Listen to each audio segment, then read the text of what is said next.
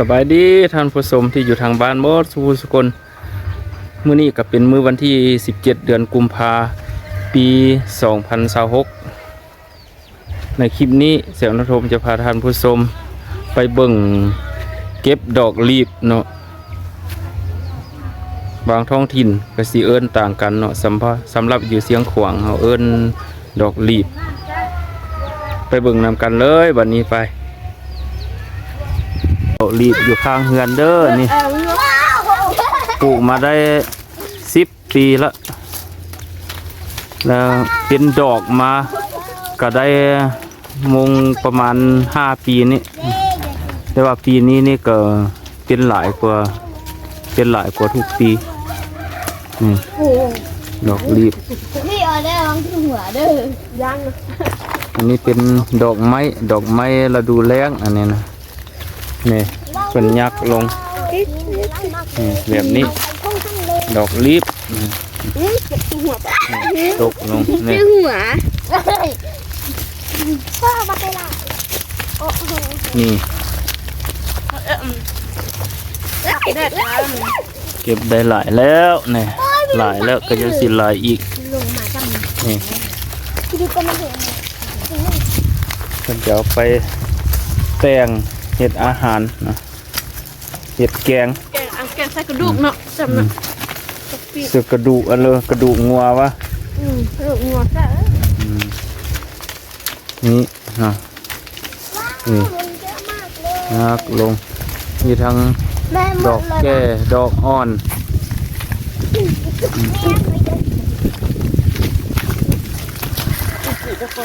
ต้นอันนี้ก็ขยายพันธุ์ด้วยง่าฤดูฝนก็สามารถตัดเอาง่าไปซ้ำได้หรือเอาไปปลูกไว้มันล่างแล้วพอมันเกิดเยอะแบบเยอะมากปลูกมันไม่เห็นเอาสินี่ก็บอกส้มกินกับต้นเลย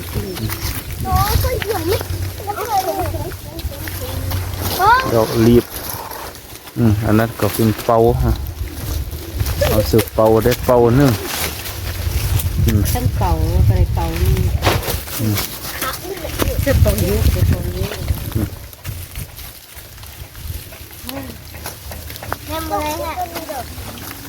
กันยังหลายอยู่นี่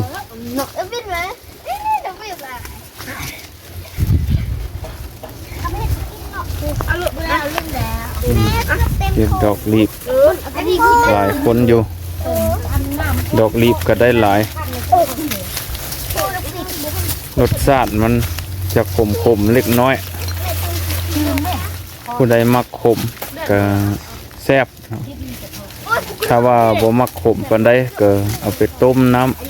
เสร็จน้ำแล้วก็รีออกปั้นแล้วมาต้มขึ้นอีกมาแกงแล้วจะไปเก็บ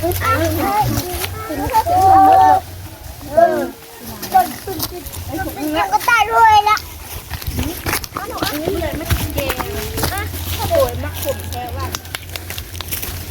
ลูกมักนี่อุ้ยทนดอกปีกน้อยโอ้โหทนดอกปีกน้อยโอ้มีหลายตัวคือคนนี้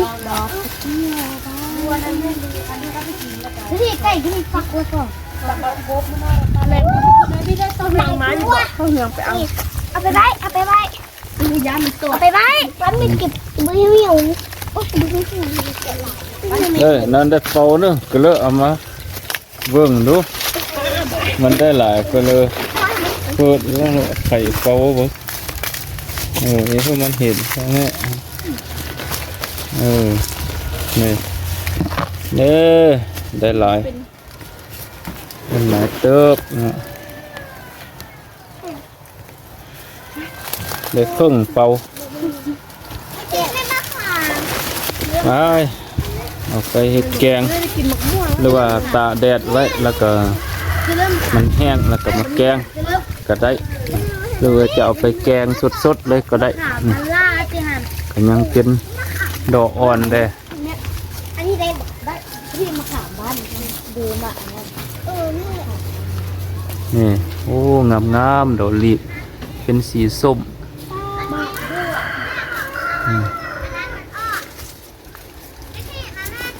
ส่วนหลายต้นไม้แนวอื่นจะเป็นดอกก็แม่นฤดูฝนฤดูแล้งเนี่ยก็มีแต่ดอกอันนี้แหละดอกลีบ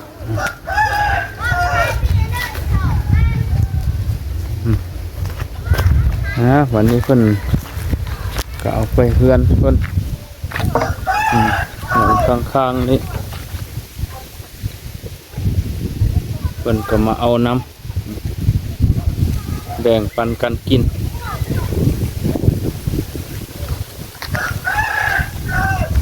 แนวใดมีเราก็บ่จำเป็นได้ซื้อผู้ใดอยู่ไกลกันหรือว่ามายืมมายามก็สามารถเอาไปเป็นของฝากของต้อนได้ก็แบ่งปันกันกินอันนั้นก็แม่นหมักบวบปีกายนี่ก็มีหมักบวบหลายกินนี่ก็กินบ่หมดสุดท้ายก็เป็นหมักบวบแก่อยู่นี่แหละปล่อยมันก็เอาไป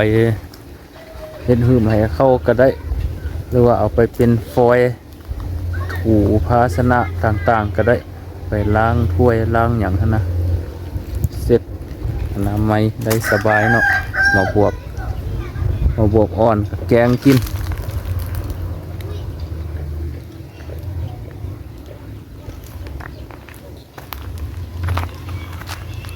วันนี้ก็ไปเบิ่งเนาะเด็กน้อย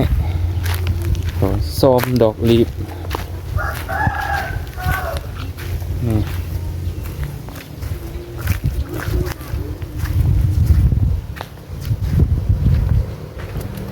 โอ้ได้หลายสมควรเก็บมาเมื่อกี้ได้นี่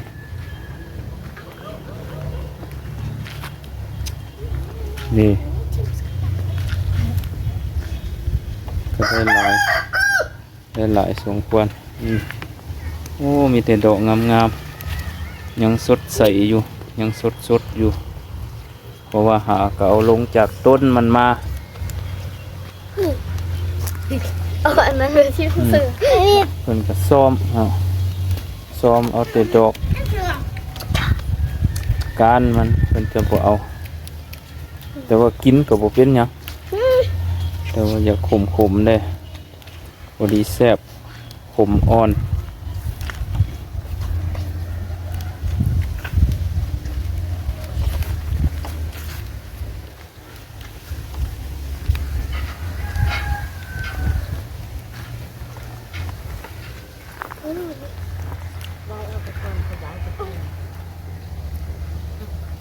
เลยเด็กน้อยเหือนเฮาเด้เหือนอ้อมข้างเด้จังซี่แหล้ว กินอาจจะมีปิดซอยด้วย เรียกเบาๆอันนี้เนาะเด็กน้อยก็สามารถเฮ็ดได้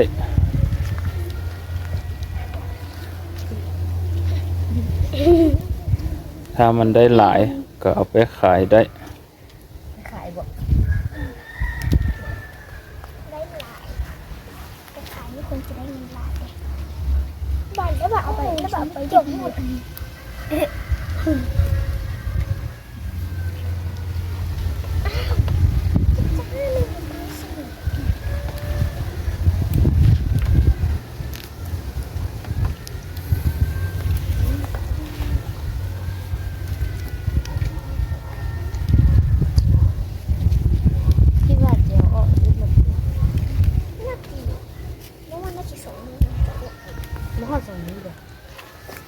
ติดมือนี่มือเดียวก็ออกได้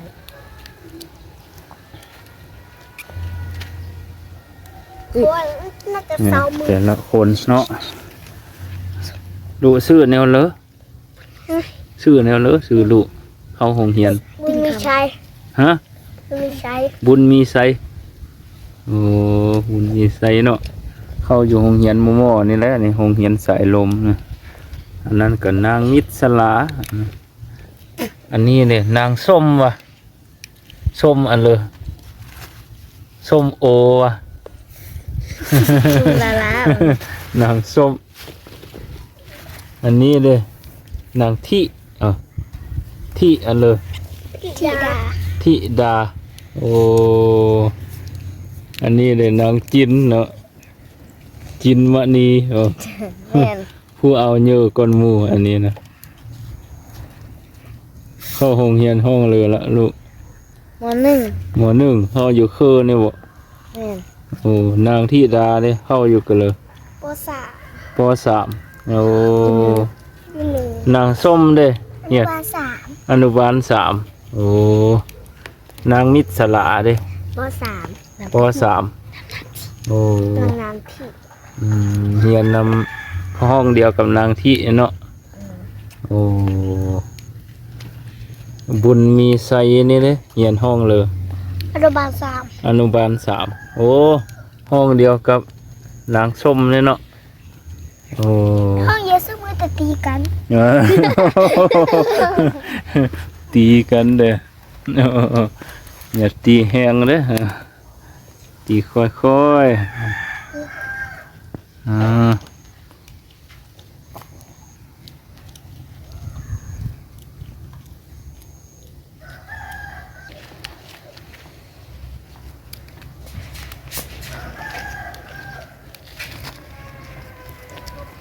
ตอนนี้ก็ซ้อมได้สำนี้แล้ว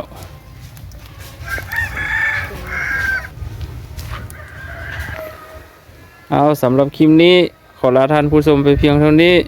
พบกันในคลิปหน้าขอขอบใจ บ๊ายบาย